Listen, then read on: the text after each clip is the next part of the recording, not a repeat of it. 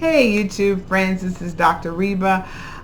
If you hear something that you like, please feel free to like and share and subscribe to my channel. I created the channel.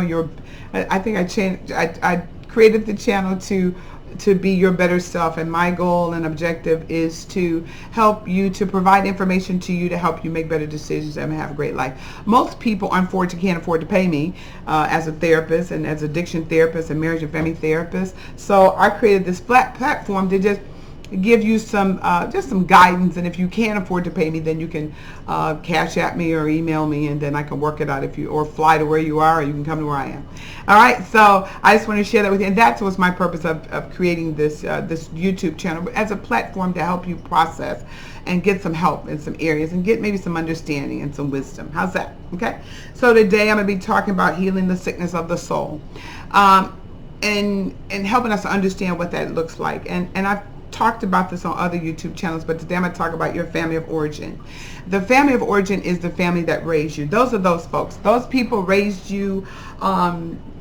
They modeled for you healthy behaviors, how to communicate, how to interact, how to cook. These are things, whether they were your parents or your caretakers, they modeled behaviors for you that help develop and shape who you are and who I am as a person.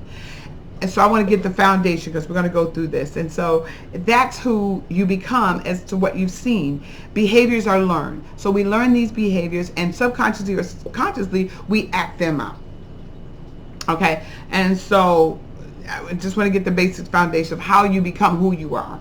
You know, from the environment. Behaviors are learned from environments of who you hang around with, you know. And then we demonstrate those behaviors in our actions and our interactions with others from where we learn, from what we've learned from the people that raised us, Big Mama and them, Auntie and them. All of those people influenced who we are becoming as adults, that they're the forming and the shaping of our lives. And so they help us to become who we are. All right.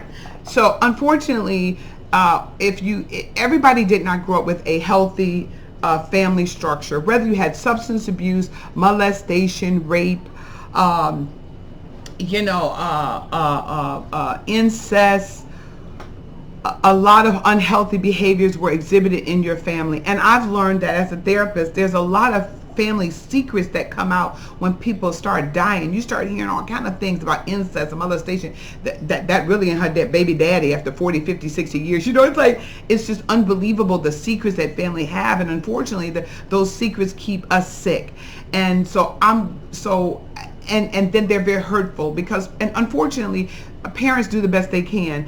If they weren't parented on how to communicate, or if they didn't have a parent that was emotional, that knew how to caress or show emotion, and like boys, if their fathers didn't show them, or male didn't show them how to treat a woman, or how to open up a door, or how to hug her and how to kiss her, they just don't know how to do that unless somebody shows them and demonstrates that to them in their behavior.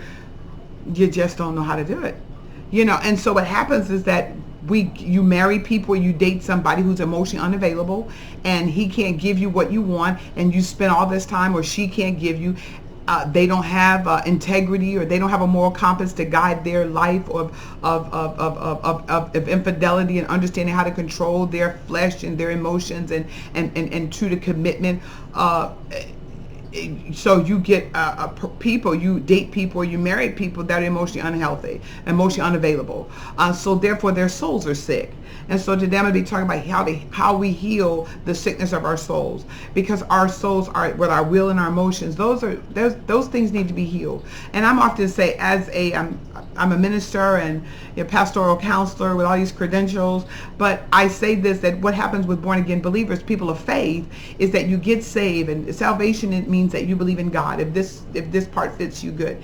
You believe in God, you accept Christ as your personal Lord and Savior. You're going to heaven. Okay, that's the plan of salvation. Okay, but in the midst of that, you don't work through your issues. You get saved on top of rape, and you get saved on top of molestation, and you get saved on top of all this pain and divorce and rape and incest. Yeah, you come to know Jesus, but you don't get healed, and you don't become whole, because you don't process that, or you don't go to therapy, you don't go to counseling. And unfortunately, some pastors are not they're not counselors. They're maybe called by God or haven't gone through any formal training and understanding how to be a counselor. So they can't help you, and so you just go through life being saved, but you're not healed. You're still trying to people please, or you still have low self-esteem. You're still dealing with the shame of the rape, molestation, and the abuse, and the rejection, and the abandonment, the name calling, and the bullying. But you haven't got healed. But you are on the path of healing through your salvation and making sure your soul is right. But you still have to live on the earth and have to function and interact with people. And so healing our sick souls is so important to us being emotionally and spiritually healthy, psychologically healthy people. It's valuable to that. So when I talk about healing the sickness of the soul, and I'm going to be talking about from my book, this book, all right, On the Road to Recovery. The shame is one of the key things that we find. People are shamed. Shame is a kind of self-murdering. It's a kind of self. I have to use my glasses, but shame is a kind of self-murdering. It comes in. Shame is a source. This is how shame is really. You see shame demonstrated or illustrated or amplified in your life. It comes through depression, alienation. You don't want to associate with people because you're shameful of how you look. You're fat shamed. You don't, you're overweight. You're dark skinned. So that's one thing of shame. As well as compulsive disorders. You have an eating disorder, or you have a gambling addiction, or you're addicted to drugs or alcohol. Your sexual addiction. Your addiction to sex.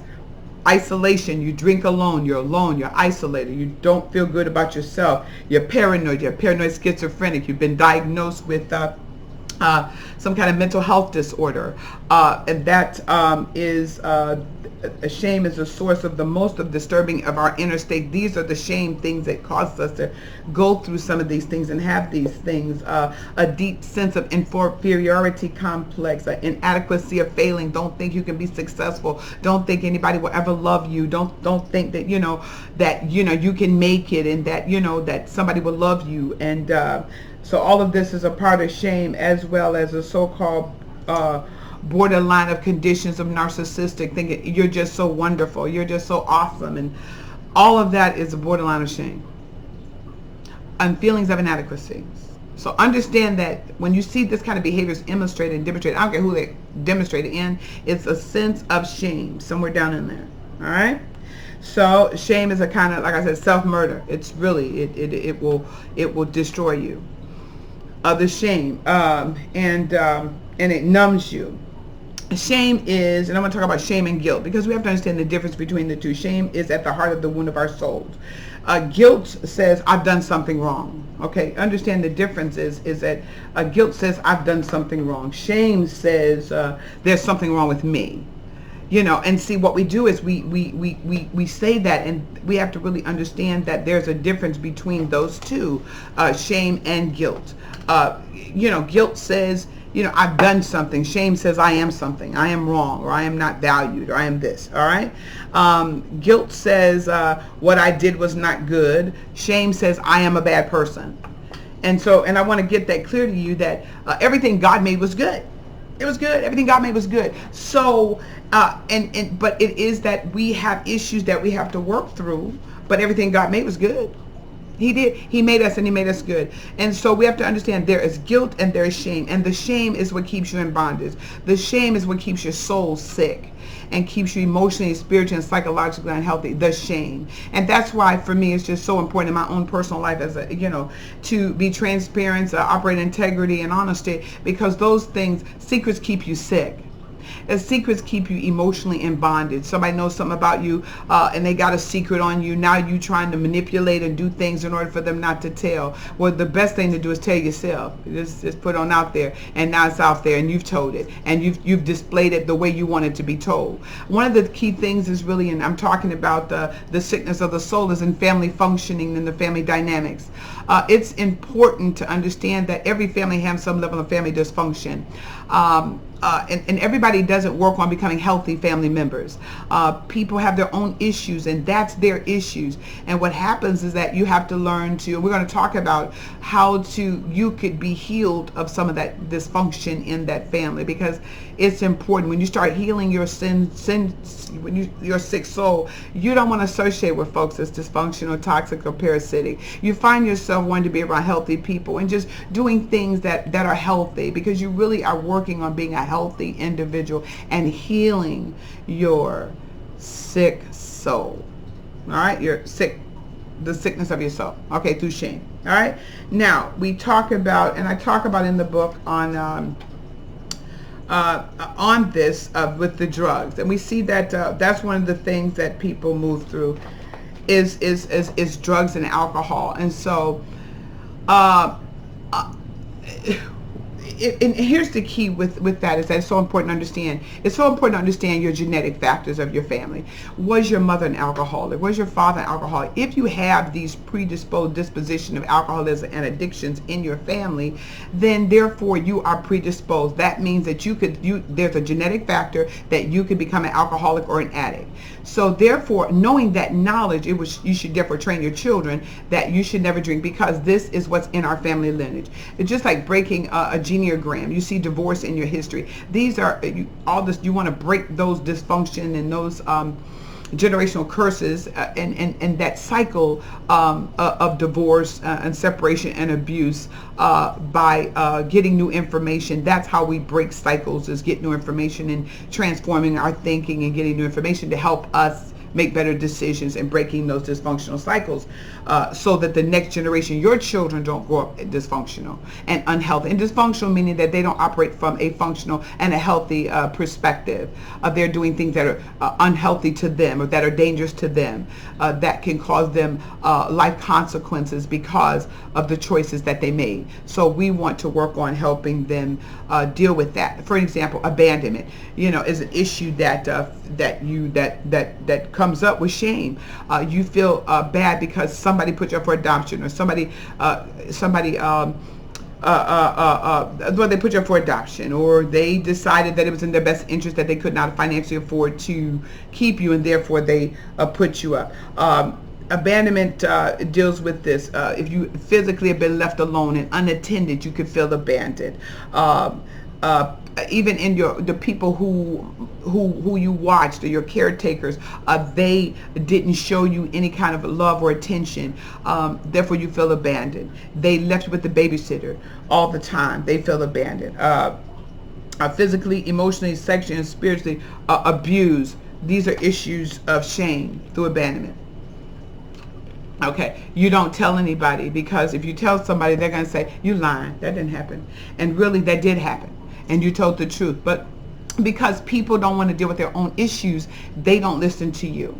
They don't listen to you because that means that they have to deal with their own issues. They have to deal with their own molestation. They have to deal with their own feelings of inadequacies. They have to deal with their own low self-esteem. So that's why they don't deal with your stuff when you address it to them, because that means that they have to deal with their own. And so therefore they avoid you because they don't want to deal with their issues. And that's okay, because we have to respect their choice of not to interact at that time, because maybe they're not healthy enough to do that. And that's okay.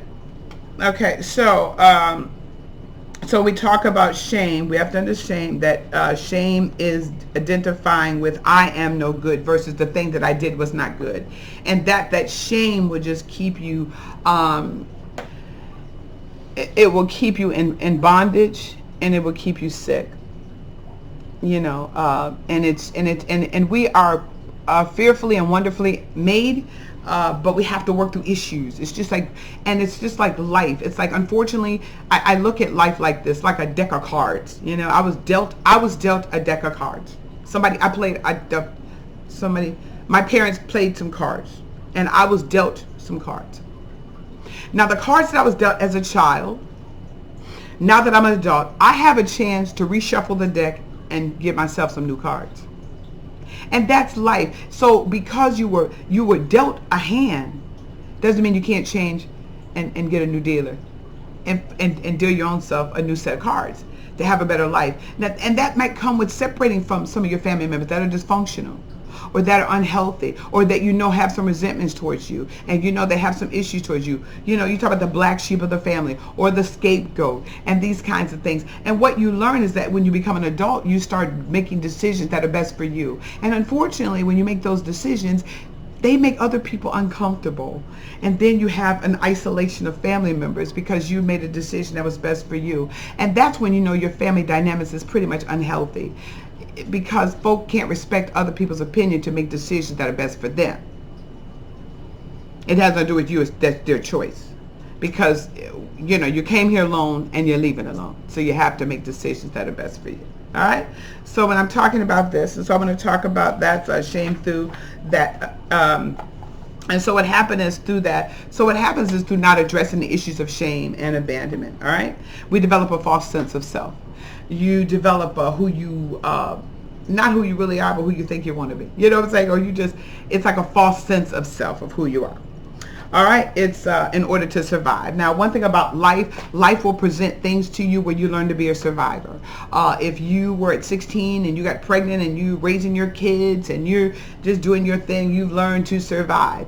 If you were abandoned and your parents, and they were alcoholics and drug addicts and they didn't, and they didn't want to be bothered with you, or you didn't want to be bothered with him, you learn to be a survivor. You learn to do what is best for you. I find it most unfortunate that when as an adult, because we become adult children, I find it interesting that we still go back to the maternal part of us, even though you're an adult.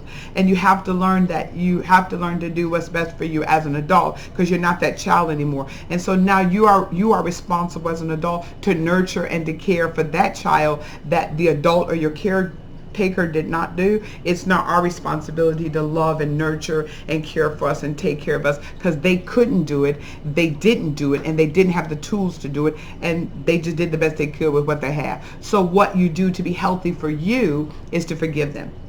Yeah, because they did the best they could. If they could have done better, I want to believe they would have done better, but they did the best they could. And if you look back at their family, you'll look at the history, and that's how you get a real understanding. You start looking at the history of your family and what they went through and what the father went through and all that. Then you start saying, oh man, God, this is where that dysfunction, this is where that comes from. Okay? All right. So then you develop, from the abandonment issues, you develop a false sense of self to cover up, the false self cover up makes it impossible to suffer self-esteem. So feeling self-esteem is this. How do you feel good about yourself? You have to understand you have to separate guilt from shame. The shame keeps you not feeling good about yourself. Because here's the deal. Life is full of choices. So I want to feel good about myself. If I want to feel good about myself, then I need to and I understand that I have these negative voices in my head and in my ear. I'm not good enough. I'm just like my father. I'm not going to be anything. You're just going to be like your dad. You ain't no good. Your daddy wasn't no good. You have all these negative voices in your ear, and then they're in your head. So as a child, what happens is subconsciously you believe those lies. You believe them. Well, because they're the adult and you're the child, so they're the adult. They must be telling the truth, because they're the adult. Well, what happens is they're not telling the truth. They have their own insecurities and their own feeling of inadequacies that they're reflecting onto you as a child, because some of them are jealous even then, and they see the greatness in you, and they don't want you to be better than they are. You would be surprised at the dysfunction that's in people. So that's why as an adult, it is your responsibility to take hold of your life and heal your own sickness of your soul. And be honest with yourself. This takes honesty, and it takes works to realize, to say, okay, I'm not feeling good about me. And understanding with all by getting understanding. I just love that passage, because it's important to understand where you come from so you understand where you're going. It's important to understand people's worldview and how they think and how they interact, and it doesn't mean you have to agree.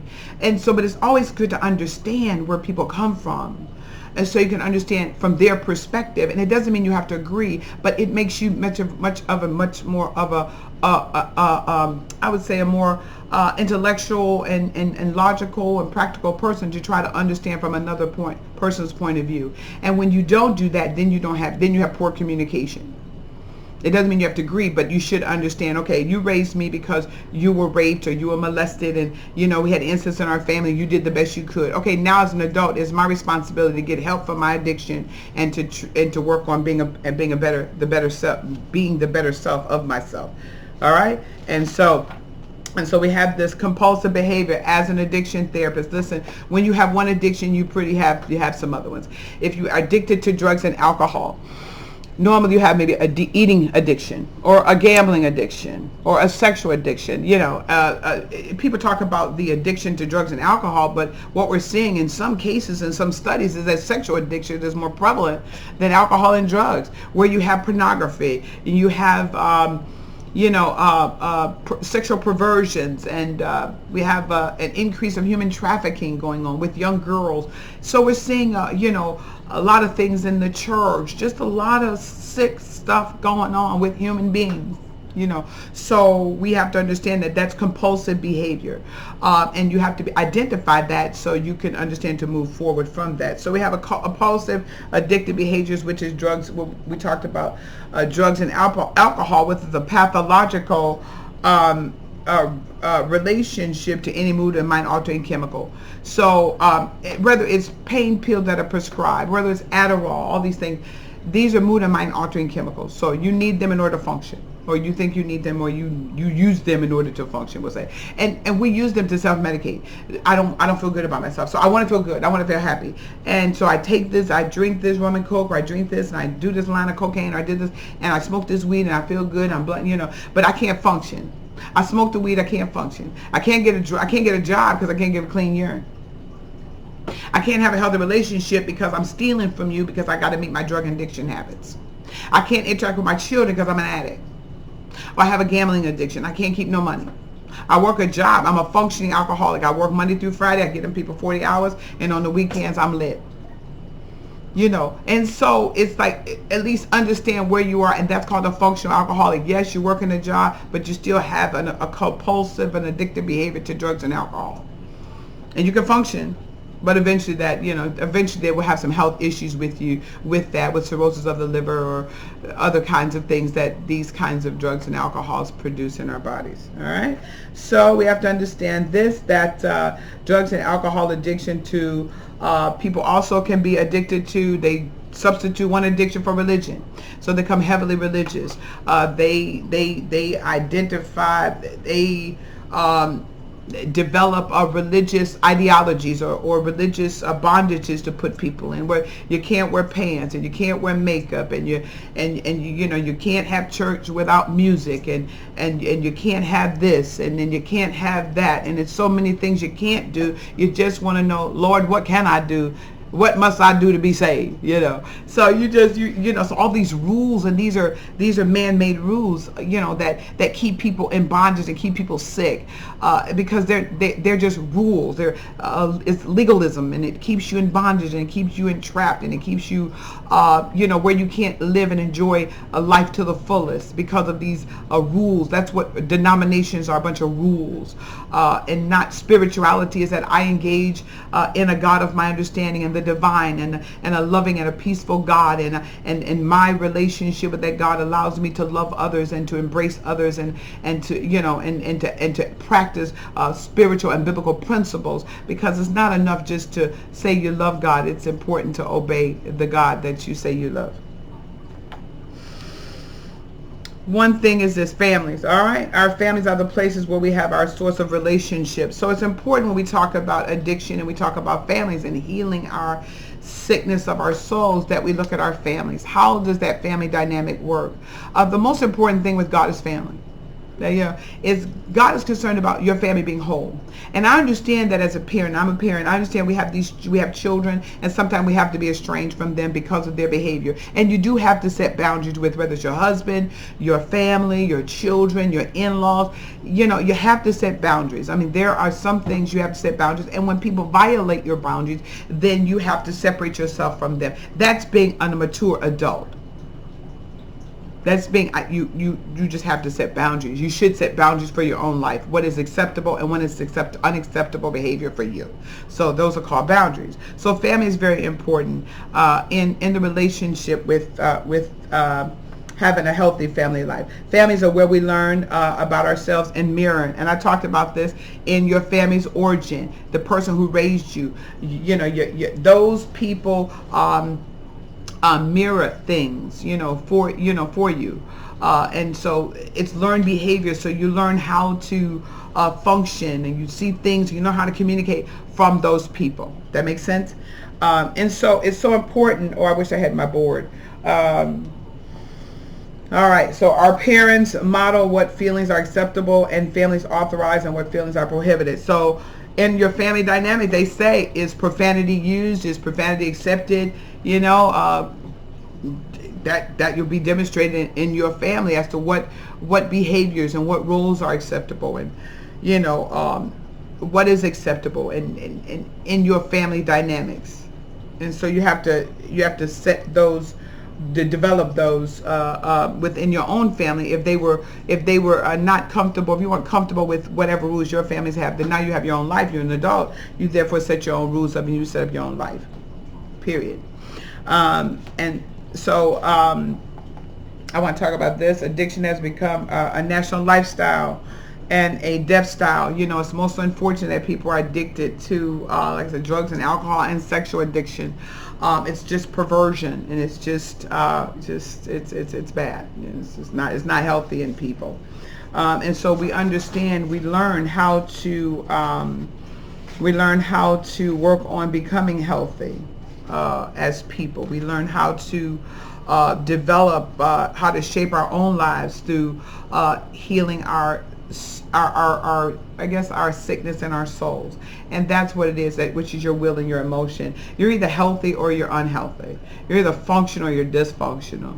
It's like up or down, right or left. And where you find shortage and dis-ease in your life, you work on becoming a healthy person. You work on making that your choice to heal your own soul. There's physician, heal thyself. That means that you have a responsibility to get emotionally healthy. You have a responsibility to work on becoming a better you, a better self, working on losing weight, whatever it is that you're trying to better your own life. It is your responsibility. It is your life. This is your life. You are in charge of your life. It's not a system. It's within you. You have the strength and the ability within you to create the life and to create the love that you want for your own life. How do you do that? You make choices. You make choices that are best for you and your family. You make choices, and whether that means that you have to not interact with your family anymore, then you just have to not interact with those folks for a season until you work on dealing with the resentments and understanding that, okay, that's not good for me. And most unfortunate, you have these family reunions and they're talking about people, and it's just so unhealthy. So you might be the person that say, I can't do y'all because it doesn't make me feel good. And any place that you go that doesn't make you feel good, you need to avoid, because it doesn't make you feel good. And oftentimes we go places, we do things that don't make us feel good, and then you feel miserable. So you have to learn to heal your own soul is being responsible for you, doing what's best for you, doing what's best for your soul, doing what's best for your life, your children, your life, in that. And so the family is a system, and so shaping your lives, what I want to talk about. I want to talk about this other point too. Okay. In families, we see the signals of a relationship breakdown. When we talk about healing the sickness of our soul, we have to understand that prior healing, that there is a breakdown that occurs in that constant criticism. Somebody's always criticizing you, stonewalling. They're not for you. They're just not for you, and they're just not for you. And yet they're just not. People come into our life for reasons and seasons or for a lifetime. So you have to assess when people come into your life, are they coming to bless you? Are they coming to take from you? Are they coming to learn from you? Are they coming to add to your life or take from your life? You really have to learn to assess why people come into your life, and and what are they getting from it? What are they getting from the relationship? But a relationship, signals of relationship breakdowns in that is stonewalling, anger, nagging, marital unfaithfulness, resentment, bitterness, cursing, outbursts, temper, long periods of silence and declining affection in a relationship. If you are in recovery and you're working on these addiction and compulsive behaviors, this can lead to relapse in your recovery and go back to old behaviors. It's like a dog returning to vomit. It's like it's a term that we use called HALT, H-A-L-T. Don't ever get too hungry, H, angry, A, lonely, L, tired, T. When you get any of those, H-A-L-T, you want to stop and go sit down. Go sit down. Go take a nap. Go take a power nap. Because when you feel those kinds of 4 things, you need to halt, because you're going to make poor decisions. See, if you go to the grocery store and you're hungry, you're gonna excessively buy groceries you don't need. You see, if you're angry, you're gonna go off on somebody, and if you're tired, you're just gonna just go be mad. If you're hungry, you're just gonna overeat. If you're lonely, you're going to try to find the wrong person. Go on the internet and find some dating site and find somebody, and he crazy than a batshit bug, or she just as batty as, as a bat. So it's so important when you feel those kinds of things happening in your life to just go sit down and take a power nap. Just rest your soul. All right? And so those are the relationship breakdowns when you start talking about healing from that. Those are the things you want to heal from. Constant criticism, constant nagging. You don't know how to be quiet. You're just always nagging, and you never have any peace. And your feelings of inadequacies and your low self-esteem and feeling of inferiority, you try to overcompensate by buying more weave or dressing all the time and putting on, it's instead of just dealing with where you are, and that's good to fix yourself up, but some of that is overcompensating for feeling of inadequacies or feeling of inferiority. So we overcompensate for those things. So we just have to work on being the best you can be, healing your soul, your will and your emotions, you heal. Okay, make a decision to heal. All right. So that's one of the things in breaking down in families. When we talk about healing, how do you heal? One of the things I want to talk about is these rules. Wholeness. Wholeness is a principle of a belief. Will you be whole? Will I be emotionally, spiritually, physically, psychologically, financially whole? Because that is the goal and objective, is to make you a better self and to be whole. Not a half of a woman, but a whole woman. And I've often said this, that when a man comes into your life, you should be already okay. He should add to your happiness, but not make it. Because you should already be content with peace and and with you and working on. And the thing is, if you're waiting for somebody to become a wife, then you need to be working on being a good wife before they come. And making a self-assessment on, okay, now what can I do to be a better person? What can I do to be do I need to clean up? Do I need to lose weight? What can you do to be a better you? To be a better self? And working on that. And working on being whole. That's what the healing is of the sin of the soul, is becoming whole. Not half a man, but a whole man. Being honest of saying, okay, and getting with the men's group and finding a safe place to share your feelings. Of that you didn't have a father, and that you resented your father, and that he was not a father. And the best thing you could do is be a better father than your father who wasn't, and find some men that can mentor you and become the best dad you could do. And oftentimes we try to give our kids more than our parents did, and unfortunately some of these children, they are not grateful. And they should be, because we would be. But unfortunately they're not. So you do the best you can. You raise them, you guide them, you lead them, and they, and they belong to God, and you give them back to God. And you do your best. You see, and so working on healing your soul means I become a whole person. I really work on trying to be a whole person. All right, not some of a person, but a whole person. And that means in all areas of my life. Now, mind, this is a lifetime process. This is not going to happen overnight. It's like that, brother. You just go, you'll keep doing it till you get it. All right? And so the wholeness is the first, is the key. Will thou be made whole? Be made whole, meaning that I want to be a whole woman, not a half a woman. That means I have to work on myself every day. I'm casting down these negative thoughts and self-defeating thoughts, and working on being healthy, making better choices in my life, and eating choices, and doing what I need to do, and stop blaming people. It's not my mother's fault. When you become an adult, it's your fault. You have the responsibility now of changing. We can't keep blaming people. It's my dad's fault. No, we have. You are adult. You are responsible for your own life. You're an adult child of somebody, but you're an adult. Okay, so it's your responsibility to make better choices. In relationships, one of the key things is family and relationships, and it's just finding people that are healthy, and that I'm not talking about perfect. Don't get me wrong, nobody's perfect, but I'm saying working on becoming a better person. I know you have issues, but are you working on being a better person? Are you working on processing out? I got issues and I'm just gonna be messed up. So it's really about, I have issues, but I'm trying to work on being a better me, a better self. I'm trying to heal the sickness of my soul by working on being a better self. And that's painful. It's not enough that I have issues. No. Are you working on your issues? When you offend somebody, do you ask them to forgive you? Or you just say, hey, I ain't going to forgive you. I ain't going to ask you to forgive me. I ain't got to ask you. See, that's dysfunctional. Because if you don't forgive, you won't receive forgiveness, and nobody will forgive you. And it's just making a conscious decision to forgive people and to heal the sickness of your soul by becoming a better person, a better self. And stop blaming your family, your parents. They did the best they could with what they have. Make decisions that are best for you.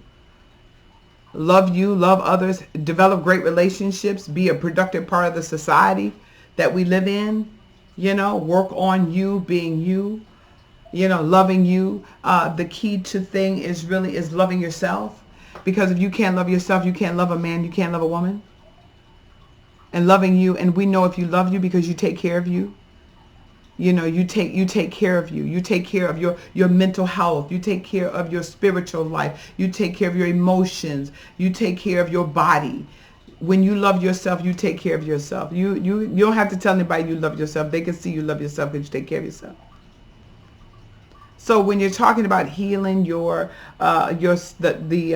sickness of your soul, it's really talking about being a better self, being a better you. And it's one day at a time, but you got to start the process of healing. And developing a new belief system, and you create a new belief system for your family. What do you believe? Not what my mother believed, but what do you believe? What do I believe? Because when you get new information, you make different choices and you make different decisions. So it's what do you believe? Develop that new belief system for your family and how you will function, and how your children, and passing that on. Getting positive feedback from your family, having family gatherings with your kids, getting insight. I grew up when they say, children be seen and not heard. They did not invite conversations from children. You were seen and not heard, which is really kind of unhealthy, because kids can bring such great dialogues in certain situations. So it's good to get input from them, because some of them have some interesting things to say. And so just treating them as a human being, as your child, but they're still a human being with input. Not name call them, sit your nappy head and all that. Get your black. You better, boy, see what I'm saying? And hitting them with a broom. Come on here. Y'all know, going to get their own switch. See, that's some old stuff right there. Go get your own switch. And an ironing cord. Y'all don't know nothing about that. Okay, go get an ironing cord. Go get a switch, a broom. That they put you in jail today. They ain't playing with you. Okay? That's abuse. All right, and time out now is the thing, learning how to deal, to talk with our children. But what we do is we that's why it's important to develop a different parenting styles from what your parents did, because what they did back then to put you in jail today, put you straight in jail. So you have to develop different parenting styles, how you interact, what's comfortable for you. But listen, I just wanted to share this with you about healing your inner, healing sickness of your soul from shame, developing your new belief system, becoming the woman and the man that you want to be. It's possible. It's a process. The first thing you do is to acknowledge that you are fearfully and wonderfully made, number one, and that you are good, because everything God made is good, and you are good. and just work on being a better self, and how that comes with how you treat people. I'm often reminded of this scripture: love the Lord their God with all your heart and love your neighbor as yourself. All this whole thing is about relationships. How you treat people, how you interact with people, how you show people that you care for them. Give people their roses while they're living, because when they're deceased, it's nothing else. You can't dig them up. So you give them what you tell people what you want to tell them now. And then you don't have any remorses. You don't have any regrets. But healing the sickness of your soul from shame is paramount to you becoming a better self.